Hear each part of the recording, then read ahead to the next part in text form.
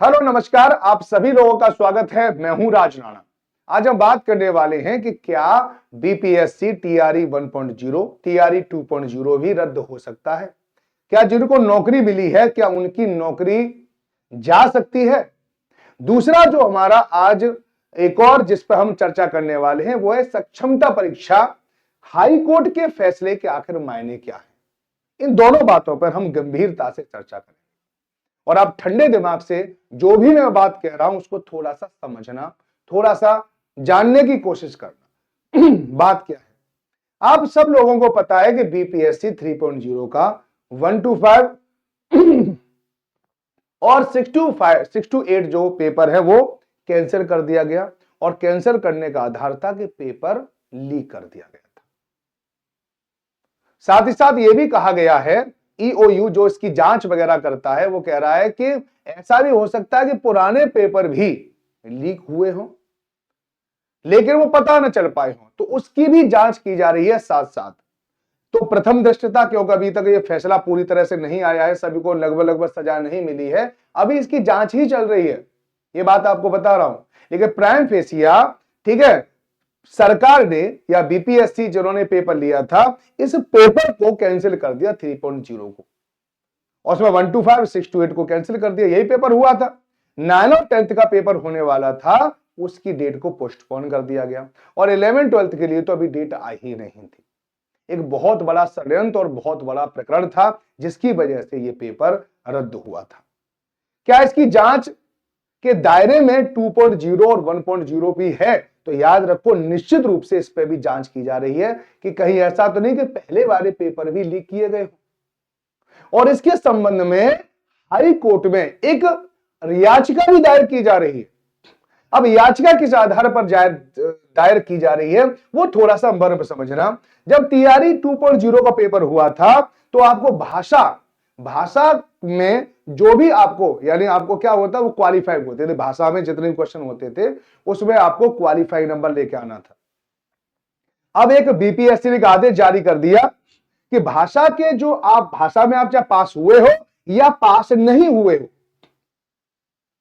कोई फर्क नहीं पड़ता। यानी हम भाषा वाले नंबरों को बोर्ड कर देते हैं, इनका कोई भी महत्व नहीं। अब बताइए, ठीक है, यहां पर खेल बिगड़ने की संभावना है और इसको लेकर भी जाया जा रहा है कि आखिर ऐसी क्या मजबूरी आ गई थी बीपीएससी के पास कि वो बताए कि आपने भाषा में जो अर्हता वाले जो क्वालिफाइंग जो नंबर थे उनको पूरी तरह से समाप्त कर दिया था कि चाहे कोई क्वालिफाइंग है चाहे कोई नहीं है, आपको पता है उसके आधार पर आपको मेरिट लिस्ट से बाहर नहीं निकाला जाएगा। केवल और केवल आपको देखा जाएगा जो आपके जी के जीएस वाले सेक्शन में नंबर है और आपके विषय वाले सेक्शन में नंबर, उसी के आधार पर। तो बात आती है कि जब कोई विज्ञापन जारी हो जाता है क्या बाद में विज्ञापन के नियमों को बदला जा सकता है? तो एक बात निश्चित रूप से आपको पता होनी चाहिए कि विज्ञापन के नियमों को बाद में नहीं बदला जा सकता। ये मैं नहीं कह रहा हूं, हाईकोर्ट की रूलिंग है कि अगर आपने कोई भी मालूम जैसे ये यूपी टेट में जो पेपर हुआ था ना कि जिससे के बाद जो भर्तियां हुई थी उसमें दिया था हाईकोर्ट ने कि अगर आपने कोई विज्ञापन निकाला है, जैसे उन्होंने एक एग्जांपल दिया था खेल के नियम, एक बार खेल प्रारंभ हो गया उसके लिए कोई खेल का नियम बना लिया है तो खेल के मध्य में उस नियम को नहीं बदला जा सकता। उसी प्रकार से अगर कोई विज्ञापन निकाला गया है तो विज्ञापन के आधार पर ही भर्ती होगी और अगर विज्ञापन के आधार पर भर्ती नहीं होती तो फिर उसको वॉइड किया जा सकता है, ठीक है, वो असंवैधानिक घोषित की जा सकती है। ये बात याद रखना, यहां पर यह नियम बदला गया था तो इस पर याचिका लेके जा रहे हैं, ठीक है, बहुत सारे जो ग्रुप हैं उस पर याचिका लेके जा रहे हैं और आगे चलकर इस पर भी बहस होगी और अगर बहस होगी तो उसके बाद यहां पर हो सकता है कि ये पेपर रद्द हो जाए या नहीं हो जाए, वो हाई कोर्ट के ऊपर डिपेंड करता है। लेकिन जहां तक मुझे लगता है कि जितने भी पेपर होते हैं ना हाई कोर्ट वगैरह, वो जो जितने भी पता लोग होते हैं उनके प्रति वो ज्यादा थोड़ा संवेदनशील रहता है, तो रद्द होने के चांस तो कम है। लेकिन अगर इसमें दलील, अगर एक तो ये दलील दी जाए और साथ ही साथ अगर ईओयू जो है, ठीक है, वो ये इनपुट दे दे कि ऐसा है कि टीआरई 2.0 में भी इसका पेपर लीक हुआ था, तो फिर इस पेपर को रद्द किया जा सकता है, याद रखना। अभी टीआरई 1.0 की जांच में क्या चल रहा है उसके बारे में भी किसी को कुछ नहीं पता है। क्या है, क्योंकि वहां पर कोई भी नियमों को बदला नहीं गया था, लेकिन टीआरई 2.0 में नियम बदले गए, तो नियम बदलने के आधार पर इस प्रकार की याचिका लेके जा रहे हैं। हम नहीं लेके जा रहे, लेकिन बहुत सारे लोग लेके जा रहे हैं। एक दुखद बात है, जिनके सिलेक्शन हो गए उनके दुखद बात है, ठीक है। लेकिन जिनके वास्तव में, जिनके पता भाषा में भी नंबर अच्छे आए हैं, जिन्होंने नकल नहीं की है, उनके लिए कोई दिक्कत की बात नहीं है, वो ज्यादा टेंशन न ले, उनके साथ तो कुछ होना ही नहीं है। लेकिन जिन्होंने गलत किया है उनके साथ तो भैया कभी भी गलत हो सकता है, सिंपल सी बात है, ठीक है। दूसरा बात क्या है, एक और चीज पे जिसपे हम चर्चा करने वाले हैं, वो क्या है कि सक्षमता परीक्षा में हाई कोर्ट के फैसले के मायने क्या है।